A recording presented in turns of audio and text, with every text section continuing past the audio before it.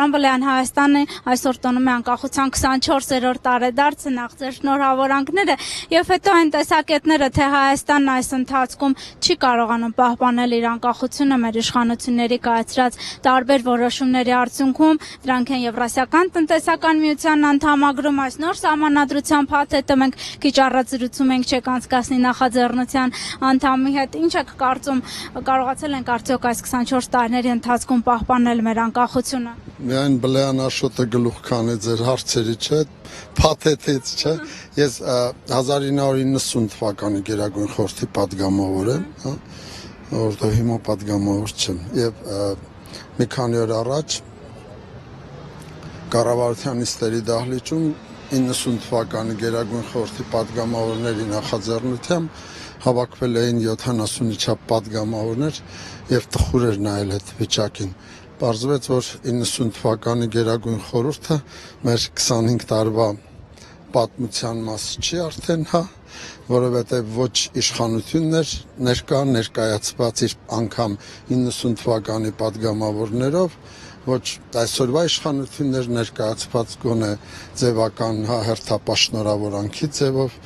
վերջ պիտի ինչ-որ ժառանգություն ապահովի, համաձայն եք, մանավանդ որ 90 թվականի Գերագույն խորհուրդը այդ պարլամենտարիզմի Հայաստանում հիմնադիրն էր եւ մի շարք կարեւորագույն փաստաթղթերի հեղինակը, հատկապես հիմա գուցե շատ կարևոր կլիներ, չէ, 90-91 թվականի մեր փորձը, ինչու պարլամենտական Հայաստանից անցում կատարեցինք 1 տարի հետո ընդամենը նախագահական Հայաստանի, համաձայն եք, ոչ թե գնալ ինչ-որ երկրների բանը քուչե քնքնել, ինչպես ասում են, շատ կարևոր կլներ նաև 18-ից 20 թվականների առաջին հանրապետության փորձը, ինչու չկայացավ պարլամենտական դաշնակցական հանրապետությունը, ինչու այն դարձավ միակուսակցական, ինչու այն դարձավ, ինչպես Քաջազնունին էր ասում, ձև առանց բովանդակության, Այսինքն մենք մի քիչ ավելի ուշադիր պետք է լինենք ինքներս մեր պատմության, մեր ապրածի, մեր եւ ձեռքբերումների եւ առավել եւս բաց թողումների նկատմամբ, հակառակ դեպքում կորուստները անխուսափելի են։ Ես գալիս եմ այսօր իմ ընկերների հետ, ուսուցիչների, հարյուրավոր սովորողների բարձունքի նվաճում նախագծից հաջողությամբ հարյուրավոր սեբաստացիներ, տարատարիք սովորողներ, ուսուցիչներ, ծնողներ, մեծ թվով ծնողներ, Հայաստանի 20-ից ավել բարձունքներ, Արմաղանից սկսած, Արայի լեռով, մինչև Կարգտասար, նոր բարձունքներ եւ այս բարձունքների նվաճումը, որ ամեն տարի մենք անցկացնում ենք սեպտեմբերի 21-ի առթիվ, ուզում ենք, որ ամեն մի սովորող ուսուցիչ վերականգնի կապը, չկորցնի իր կապը, նորոգի իր կապը իր հայրենիքի հետ, իր հայրենյացի հետ, որովհետև պիտի խոստովանենք, որ մենք անընդհատ կորցնում ենք այդ կապը, իսկ այդ կապի կորուստը հայրենիքի կորուստ է ամեն մեկից ներսում, չէ, եւ դուք ասում եք ինչա պետք անել, իհարկե դա ռեալ իրական ամենօրյա ամեն քաղաքացի պիտի ասի եւ այս անհաղորդությունը, որ հաստատվում է մեր մեջ, հենց գուցե բանն է, այդ կորուստն է, որ մի տեսակ արհեստականություն է մտնում, մեր անձնական, անգամ հանրային, հասարակական եւ հասկանալի է նաեւ պետական կյանք։ Սա այնքան ակնհայտ է ցավով, մեծ ցավով եմ ասում, որովհետև ես մի քանի անգամ ասել եմ, որտեղ այդ պայմաններում կրթությունը, որով ես զբաղվում եմ առավոտից գիշեր, կորցնում եմ մի տեսակ իր իմաստը։ Այնպես որ ինչ պիտի ցանկանամ, գերագույն ճիգեր ամեն մեկի սանատական, որ չկորցնի կապը իր հայրենի հետ, Սա ուրիշ կորուստ է, որ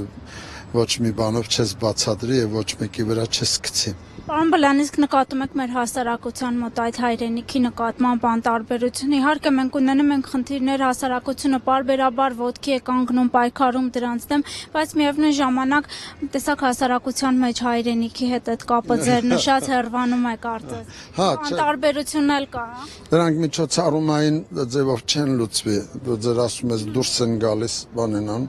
Այսօր Արայի լեռ որ բարձրանում ենք, ինձ հետաքրքիր էր Արայի լեռի այդ հատվածը, ես նկատի ունեմ հատկապես մի դիրք է, որ նայում է Արային, մի դիրք է, որ նայում է Արագածին, Քարագագատ, մի դիրք է, որ նայում է Մասիսին, հա, եւ դա հայացք է նաեւ Քասախիձոր դիմացը եկեղեցիներ են, Օհանավանքի, Սաղմոսավանքի նման եկեղեցիներ են, չնաշխարհիկ իդիլիա է մյուսը, բայց մյուս կողմից դու զրուցում ես մարդկանց հետ, գյուղացիների հետ, հողագործների հետ, երկրագործների հետ, տասնյակ ինձ համար բնություն, բայց ամենակարևորը մարդն է, հա, երկրագործն է, ինչ վիճակում է երկրագործը, ինքը այդ երկիրը գործում է, դրա պատասխանատուն է, ինչով է ապրում, եւ այն դժգոհության փնթոցի, հա, մի կողմից տեսնում ես նոր այգիներ, որ չեն կարող քեզ չուրախացնել, հատկապես պտղատու խնձորենիներ, հա, մյուս կողմից տեսնում ես վաճառվող, արդեն լքված, հա, հսկայական այգիներ, երբ որ մարդիկ տարիներ շարունակ ներդրում են արել, հա, հեկտարներով, այդ հողը շատ մեծ դժվարությամբ մշակել են, մի քանի հարկանի տներ են կառուցել եւ այլն, եւ ամայության մի զգացում է առաջանում, անդադ ուզում ես հարցնես իսկ ուր է մարդը, այս ամենաբանուկ, ամենաբերի, ամենաբերքառատ մի տեսակ շրջանում այդ հարցը առաջանում է։ Այնպես որ դա միջոցառումային բան չի, մարդու եւ իր հողի, իր հայրենի հետ կապը, այդ մոր կապի նման մի բան է, դա ուրիշ կորուստ է։ Կարողանում ենք վերականգնել այդ կորուստը, պարոն Բլեյան։ Ես ասացի, որ այստեղ է, որ արդեն ես չեմ էլ ասի, որ դա միասնական ջանքեր է պարունակում,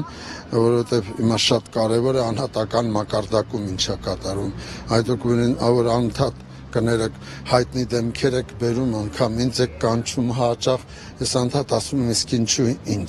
ինչու չի կարելի սովորական անծանոթ, մեզ անծանոթ, ինձ ծանոթ, անծանոթ, ինձ շատ կարևոր է ինչ է մտածում այնտեղով անցնող մարդը, որովհետև այդ հարցում ունենք հենց հասարակ քաղաքացիների հետ։ Սիրելիս նորից նույն թեմային ենք վերաբերնում, անընդհատ այդ մարդը պիտի խոսի, որովհետև այդ անծանոթ սովորական, այդ քաղաքացու, այդ մարդու, որովհետև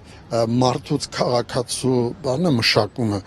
հա, մարդուց, հա, քաղաքացու մշակումը, այս ամենաբարդ բաներ, որ 25 տարում պետք է անենք, այսինքն մենք պետք է տեսնենք, որ հայաստանյան,